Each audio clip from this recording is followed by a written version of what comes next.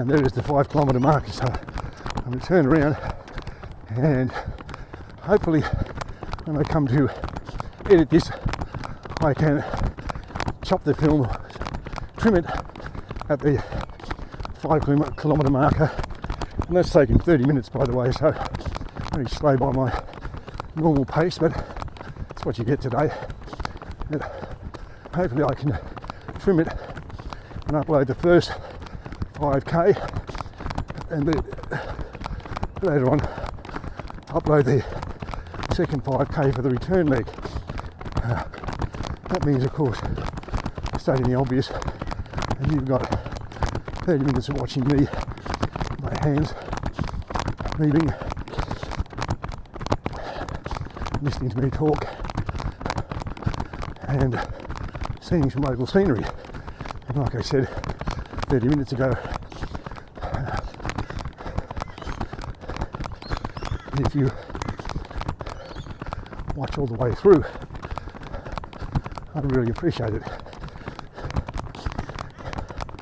Alright, so we're on the turn leg, and got a bit of a rise here coming back towards the play equipment that's just a hit on the right.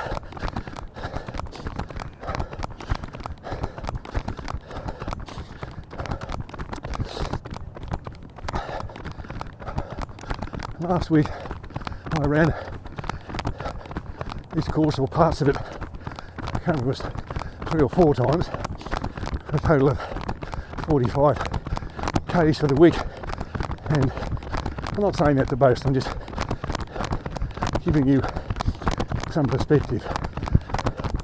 That was, I think, Monday, Wednesday, Thursday, Friday, and then I was due to go to the local park run at Wishart on Saturday, and I just overslept and didn't go. And my son and his wife both went, and they were waiting for me, and eventually they just had to give up and go without me. So I got a bit of a rubbishing from them, being lazy and sleeping in, and I felt a bit bad myself for not having done it. And I do look forward to the Saturday park run, and I decided to have a rest day on Sunday as well. So I'm out again today, Monday, as I said at the start, and thought I'd start with 10k and perhaps build up over the week.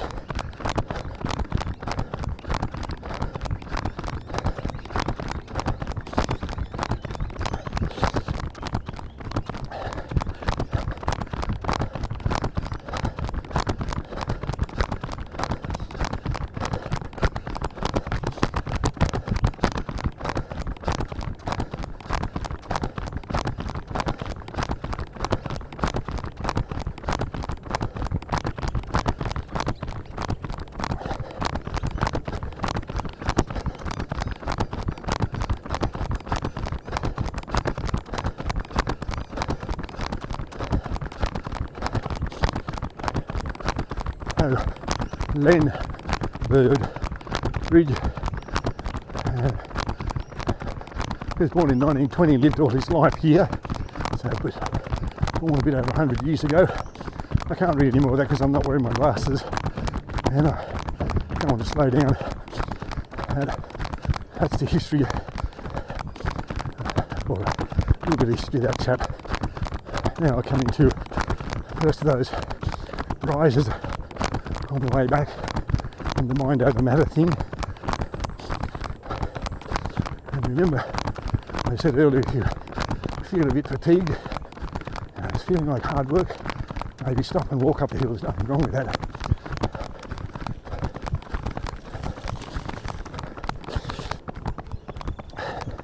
Don't push yourself beyond anything your body's comfortable with before it's ready for it. It looks a bit more daunting than it actually is, and by the time you think about it, you're on top of it as I am now. And there's a dip down to the Jorgensen Bridge, which is just around here on the right.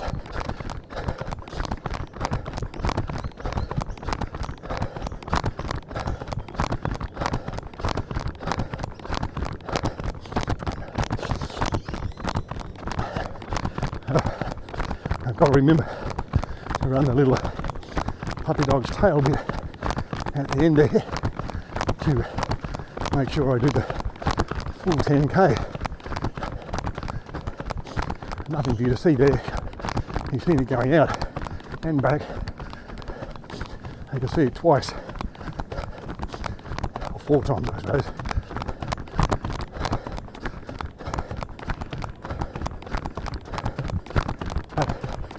It's only about 140 metres, so hopefully you won't be tempted to. Oh, I've seen this bit, I'll turn off now. And you'll still be with me when I'm doing the last little loop back to my home.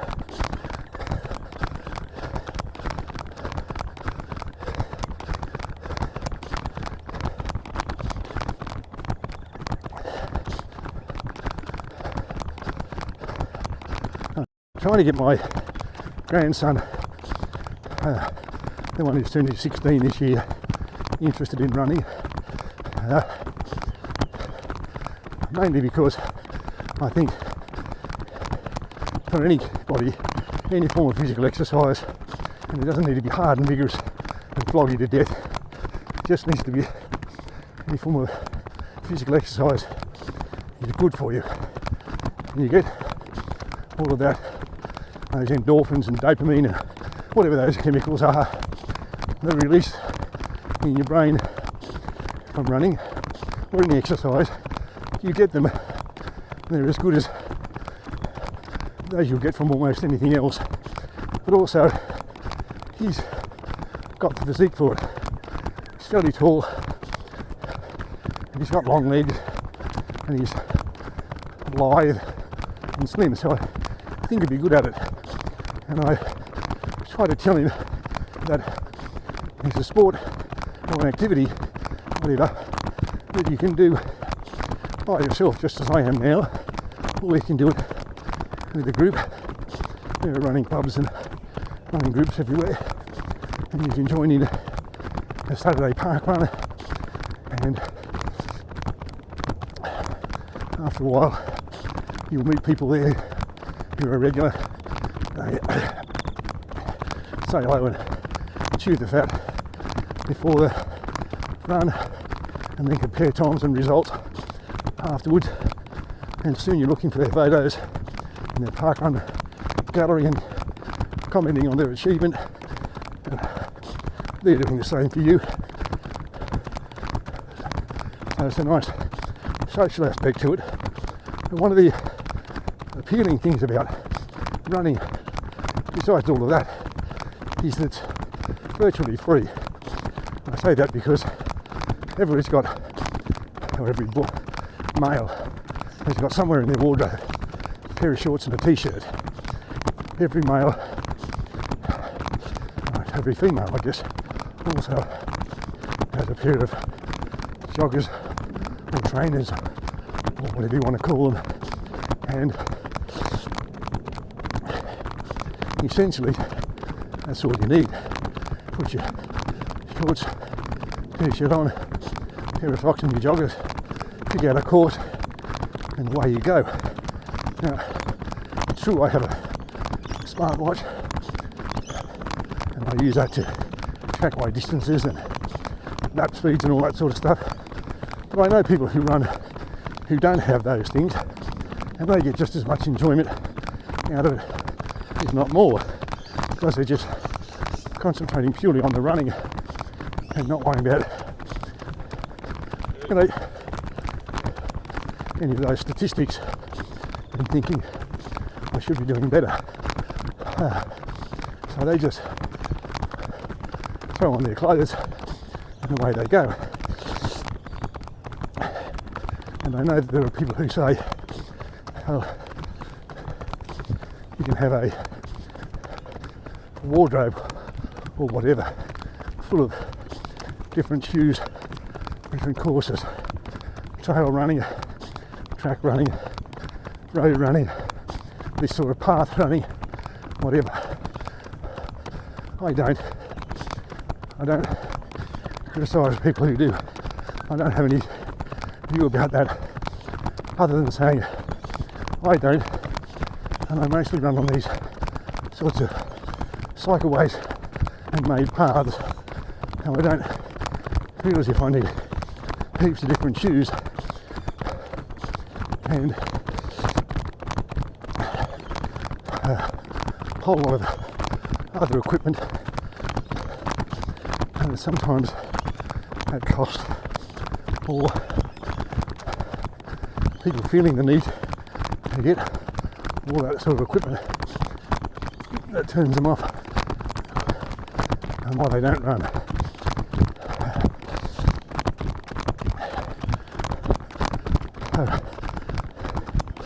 If you're coming back to it or thinking of taking it up, just get your shorts, or women, whatever you like to run in, t-shirt, make sure it's reasonably loose fitting, I reckon, so that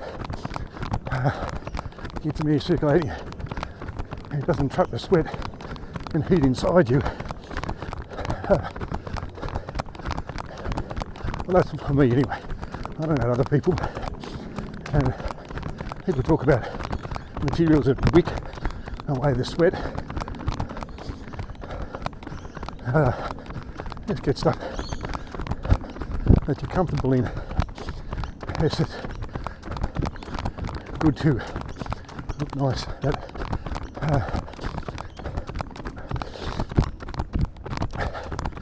I was telling my son up here last night about I don't really like shopping for clothes or buying clothes.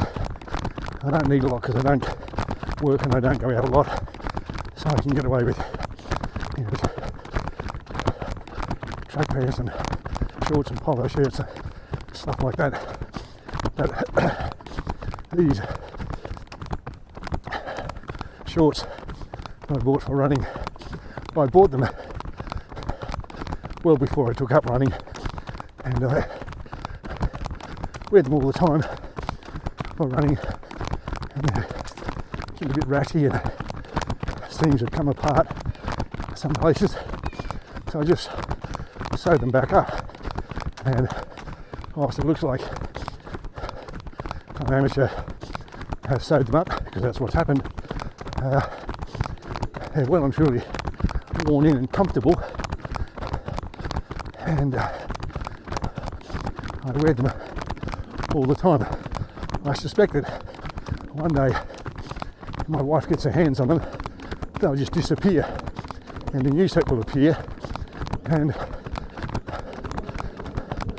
I'll be appreciative of the fact that she went to the trouble to buy new ones when I didn't need them, and eventually I'll break them in. So yes, the message here with running is it's cheap, and wear what's practical and comfortable while you're doing it, and that will certainly add to your enjoyment.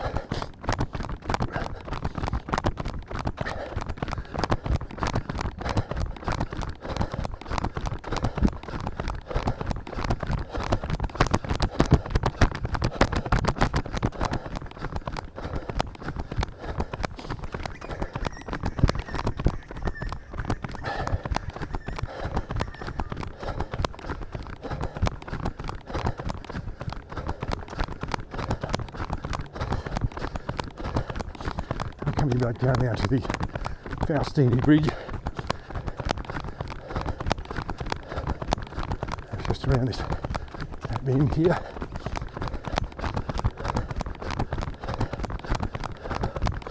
All going well. I've got about 1.8 kilometres about back to the starting point, which, alright, is 7.45 kilometres to here.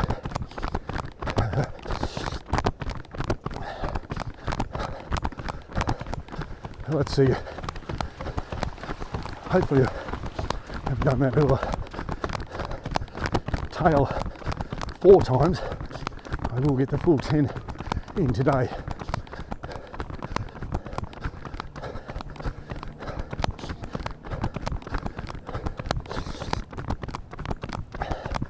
One thing I like about this area is there's lots of open grassland. There's just play space. Sometimes there are play equipment. Sometimes there's just a place where you can kick a ball, or necessarily just bring a basket of food, sit down and have a picnic. It's good that there are such spaces in a big city. See that bloke out quite a lot. And he must be working a lot harder than me. You know, drenched in sweat as if he's run through a car wash or something. Public spaces like this are important. Places where you can bring people out of their houses, just enjoy the space. And as I say, you can bring a basket, blanket, and have a picnic or something with their kids. Kids can run around on the grass, nice and safe. And I become concerned as our cities get bigger and people talk about big Australia and these megalopolises and words like that they make up. That I'm not even sure if I know what they mean. But when we have these enormous cities that people crowded in high-rise apartment living and so on, where there are no yards for kids to play in, and there's less and less public space like this because the land is required for housing development or something like that. So I guess the people of Brisbane and this area here, as you see this land around here is subject to flooding from the creek, so that probably would deter developers, but even if it didn't, people wanting to hold on to land like this and public spaces just break up the concrete and glass of our cities and give people green spaces to enjoy.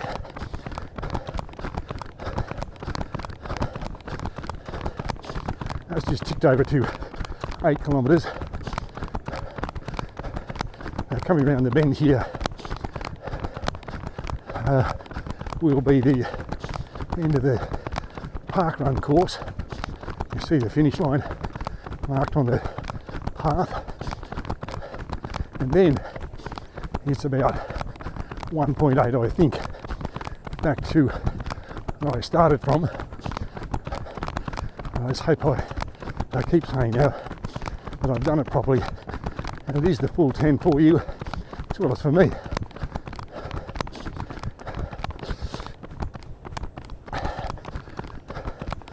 So here's the finish line, and you go off this way to get your finish taken and so on. G'day. Here's the start line, and you go in this direction northerly for about 800 metres, maybe not that much, before you turn around and come back. I'll show you the turnaround point when we get to that.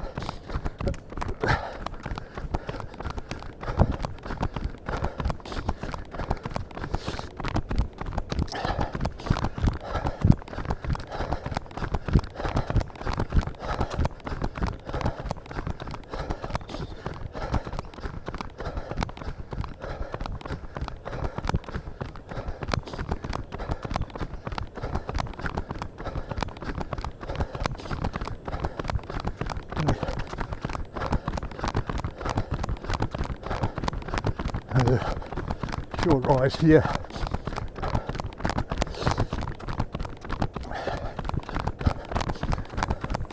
Which, when you're doing the park run on a Saturday, the field is still sorting itself out and stretching itself out. I had something like 250 runners last week. Imagine them all ready, set, go, and they're all heading in this direction, jockeying for position. And there's people with their prams, strollers, people with their dogs, and so on. And you're just trying to get your spot in the pack so you can set your pace and get into your rhythm.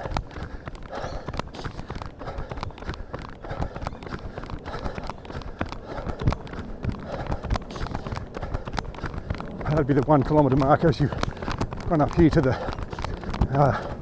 turnaround point, and then come back to there. You've covered the first of the 5 kilometres.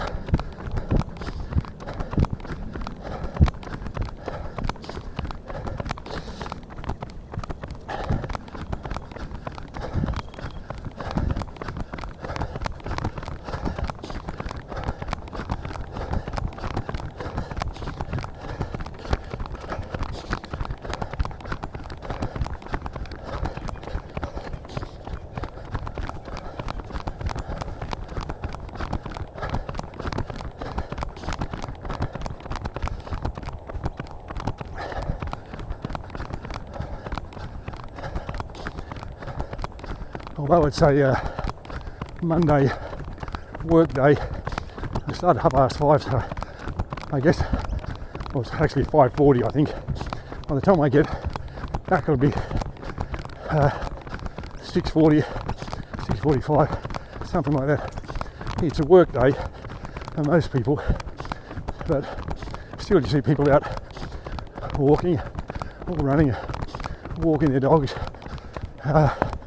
before they set off for their morning commute wherever they go.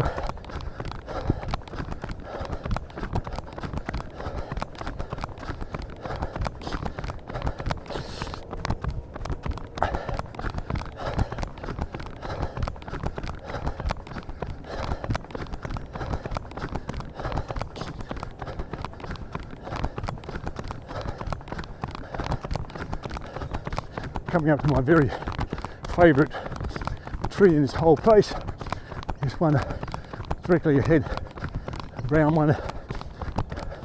That is the turnaround point, the park run. So you've run from the start to about here, which is, like I said, that's about 800 metres, and you turn around and go back where you've come, and you see that marker that says 1 kilometre.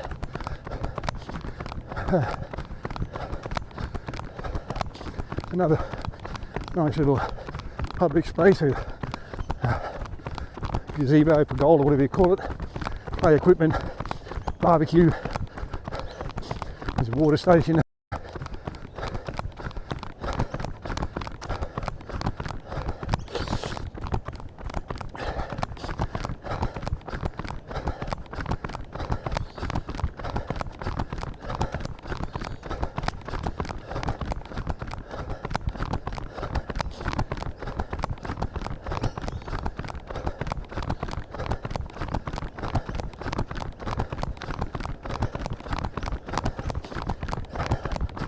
The slab up here that's all cracked and was pulled up and it's going to be repaired. Hopefully it won't take too long.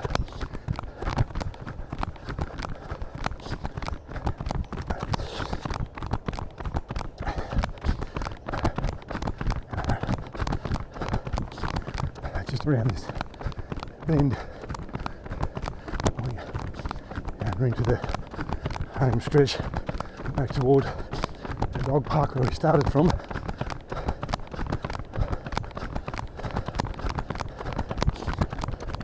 That's ticked over to 9, so if I've done my calculations correctly, by the time I go down and down the loop that I took to start off with, that'll be 10. Got a bit to go yet, so let's not count our chickens, as they say.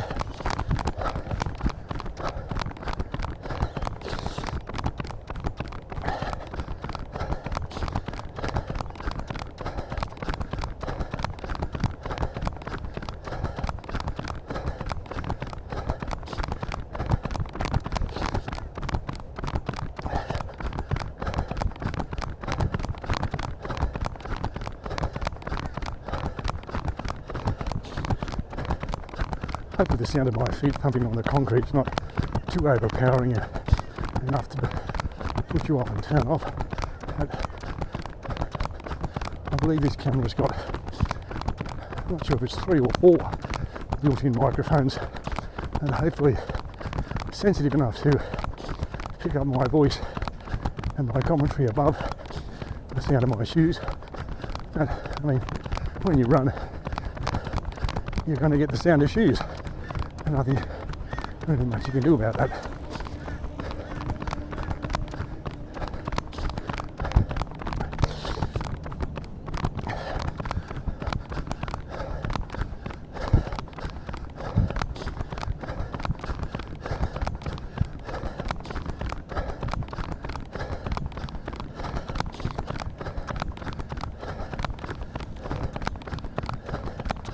I don't normally comment too much on other people's choices.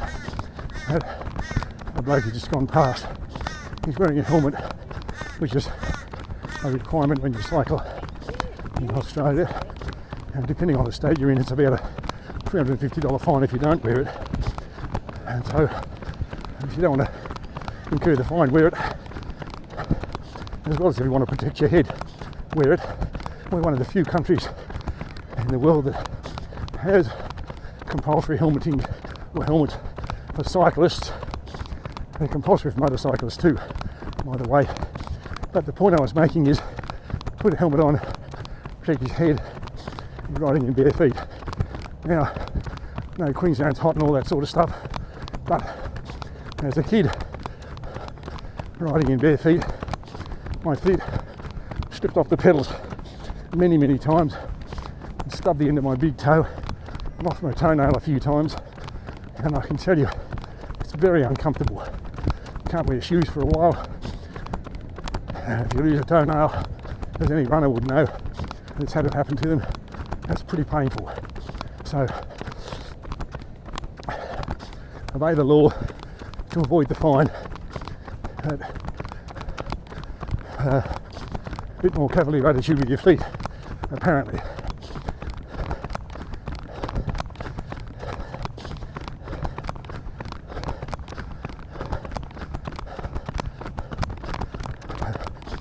Coming to the last little bit now of the run, going back the opposite direction, anti-clockwise you might say, to how I started.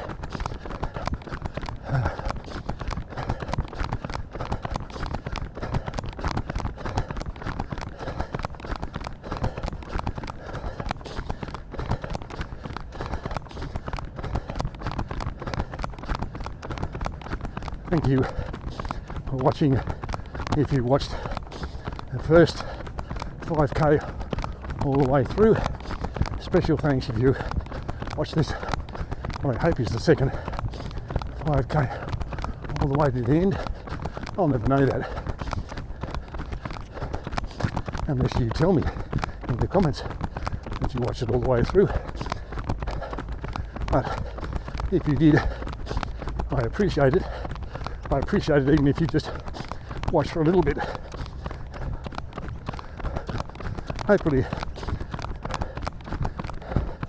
like I said, about all the others, and give you advice about running or anything else.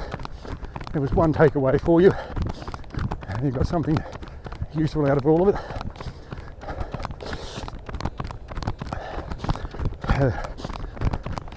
Watch us buzzing with how many steps I've done, I think, rather than the 10k distance. Hoping we'll log that up. 9.96.